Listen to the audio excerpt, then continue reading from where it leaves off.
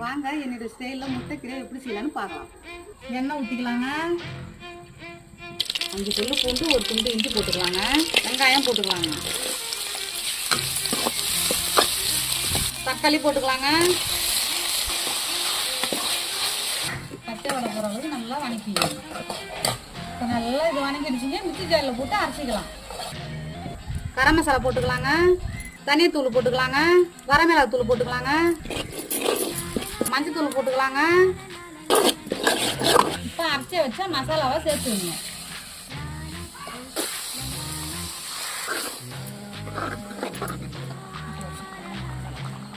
ரெண்டு முட்டை உடச்சி ஊற்றிக்கலாங்க.